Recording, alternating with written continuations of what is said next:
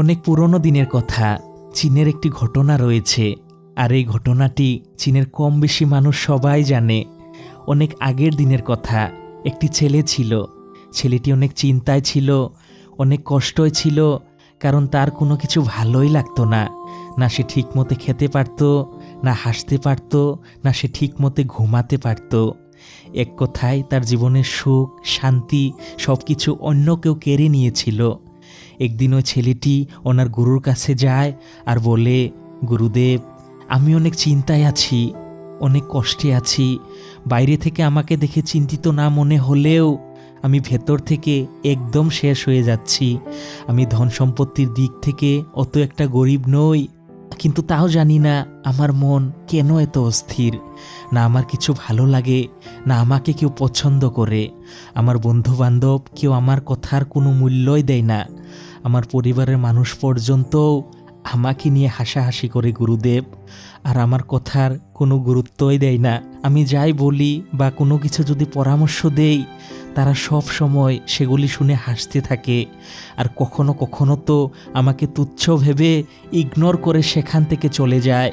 গুরুদেব, আমি কি করব? আমার কথা কেন মানুষ গুরুত্ব সহকারে শোনে না? কেন মানুষ আমাকে ইগনোর করে? গুরুদেব, আমি কোনো কিছু ভাবতেই পারছি না। চিন্তায় চিন্তায় আমি দিনে দিনে শুকিয়ে যাচ্ছি। আমার মাথা এখন কাজ করা বন্ধ করে দিয়েছে। দয়া করে আপনি এর থেকে আমাকে মুক্তি দেন গুরুদেব। ছেলেটির কথা শুনে গৌতম বুদ্ধ একটু হাসলেন আর বললেন, শুনো, আমি তোমাকে বলছি। আজকে যখন আমি সকাল সকাল ধ্যান শেষ করে আশ্রমের দিকে যাচ্ছিলাম, তখন সেই রাস্তায় কিছু কাক কাকা করে চিৎকার করছিল। আমি যখন আরেকটু আগিয়ে যাই, তখন হঠাৎ করে কোথায় থেকে যেন এক মিষ্টি ময়ূরের শব্দ আমার কানে ভেসে আসে। এই মিষ্টি শব্দটা আমার কানে আসার সঙ্গে সঙ্গে আমি একটা বুঝে গেলাম যে শুধু একটি কাক কেন, হাজারটা কাক যদি একসঙ্গে চিৎকার চেঁচামেচি করে, তবু কাকের শব্দ কেউ পছন্দ করে না। কিন্তু একটি ময়ূর সর্বদা সঠিক সময়ে, যেমন বৃষ্টির পূর্বে বা বৃষ্টির পরে, নিজের মিষ্টি কণ্ঠ সবাইকে শুনিয়ে আনন্দিত করে, যা সবার প্রিয়, সবাই শুনতে চায়। ঠিক এই একই ধরনে একজন মানুষ যদি সঠিক সময়, সঠিক পরিস্থিতি, সঠিক কথা বলতে জানে, তাহলে সেই কথাটা মানুষের কানে সঙ্গীতের মতন মিষ্টি হয়ে ভেসে আসে। তুমি বলা প্রতিটি কথা মানুষ গুরুত্ব সহকারে শুনতে থাকে। কিন্তু ইয়ার উল্টো, তুমি যদি পরিস্থিতির সাথে না মিলিয়ে মানুষের আগ্রহ না থাকা কথায় চিৎকার চেঁচামেচি করেও বলো, বা যেত ভালো করেই বলো না কেন, তোমার কথার কেউ দামই দেবে না, তোমাকে কেউ মূল্যই দেবে না। তোমার কথা ওই কাকগুলির মতনই হয়ে যায়, যা কেউ শুনতেই চায় না। আর এটাই হলো তোমার দুঃখ, কষ্ট, যন্ত্রণার একমাত্র কারণ। আর সেই জন্যেই তোমার প্রতিটি কথা, শব্দ আর বাক্য বুদ্ধিমত্তার সঙ্গে প্রয়োগ করতে শেখো। আর যদি তুমি এটা না করতে পারো, তাহলে মনে রেখো, তোমাকে কেউ দামও দেবে না, আর সমাজে তোমার কোনো মূল্যও থাকবে না। গৌতম বুদ্ধর এই অমূল্য কথা শুনে ছেলেটি আরও বেশি চিন্তিত হয়ে যায় আর বলে, গুরুদেব, আমি জানি যে আমার বেশি বেশি কথা বলার অভ্যাস রয়েছে। আমি এখন বুঝেছি যে বেশি কথা বলা একদম ভালো না। কিন্তু কি করব গুরুদেব? আমি যে কথা বলার সময় নিজেকে নিয়ন্ত্রণ করতেই পারি না। অনেক চেষ্টার পরেও আমি বিফল হয়ে যাই। আর সঙ্গে আমি অত একটা বুদ্ধিমান মানুষও নই যে প্রতিটি কথা পরিস্থিতি বুঝে তারপর বলবো। মানুষের সাথে কথা বলতে থাকলে আমি এটা ভুলেই যাই যে কোন শব্দ কোন জায়গায় বললে বেশি ভালো হয়। গুরুদেব, দয়া করে আপনি আমাকে এমন কিছু পরিস্থিতির কথা একটু বলুন, যাতে সেখানে আমি কম কথা বললেও চলবে বা না বললেও চলবে। গুরুদেব, আপনি যদি আমাকে এটা শিখিয়ে দেন যে কোথায় কোন পরিস্থিতিতে কতটুকু বলতে হবে, কখন বেশি বলতে হবে আর কখন চুপ হয়ে থাকতে হবে বা মৌন হয়ে থাকতে হবে, তাহলে আমার খুব ভালো হতো গুরুদেব। তখন গৌতম বুদ্ধ আরেকটু মুচকি হাসলেন আর বললেন, শুনো, মানুষ হলো সবচেয়ে বুদ্ধিমান প্রাণী।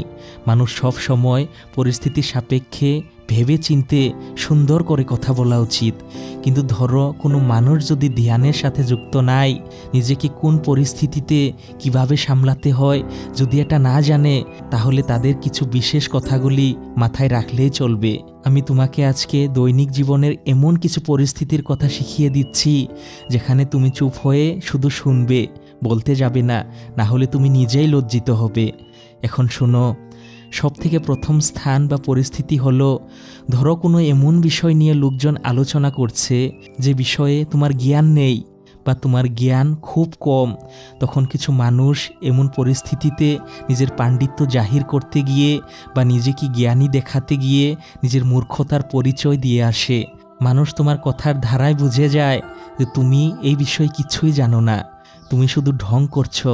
এমন পরিস্থিতিতে তুমি যদি নিজের মুখ খোলো, তাহলে তোমার অন্য কিছু নয়, শুধুমাত্র অপমান হতে হবে। একবার তুমি নিজেই ভাবো, ধরো কোনো একজন রোগী তোমার সাথে তার রোগের কথা বলছে, কিন্তু তোমার ওই রোগটার বিষয়ে কোনো স্পষ্ট ধারণাই নেই, কিন্তু তুমি তবু নিজেকে জ্ঞানী দেখাতে গিয়ে তাকে কিছু উপায় বা পরামর্শ দিতে থাকলে যা ওই রোগটার সাথে কোনো সম্পর্কই নেই। এই ধরনের কথা বলে তুমি তোমার মান সম্মান শুধু ধুলোয় মিশানোর ছাড়া আর বাকি কিছু করবে না। সেই জন্যেই যে বিষয়ে তোমার জ্ঞান নেই বা জ্ঞান খুব কম, তখন শুধু ধ্যান দিয়ে শুনবে, জানবে, কারণ মানুষের কথা শোনাটাও হলো একটি কলা।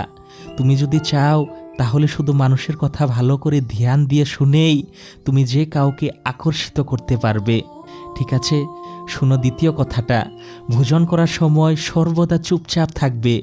গৌতম বুদ্ধ আর তাদের সঙ্গীরা ভোজনের সময় সর্বদা মৌন হয়ে থাকত, একদম শান্ত হয়ে। ভোজনের স্বাদ আহ্লাদ সব কিছু নিতে আপ্রাণ চেষ্টা করত প্রতিটি বৌদ্ধ সন্ন্যাসীরা। আর এমন করে খাওয়া ভোজন শরীরের প্রতিটি অঙ্গে অঙ্গে গিয়ে শক্তি সঞ্চয় করে তোলে। আর আমরা খাবারের সময় কথা না বললে আমরা খেতেই পারি না, মৌন হয়ে আমরা খাবারের স্বাদ নিতেই পারি না। একবার তুমি নিজেই ভাবো, প্রতিটি সন্ন্যাসী ভিক্ষা করে খায়, ভিক্ষা করে তারা কতটুকুই বা খাবার পায়?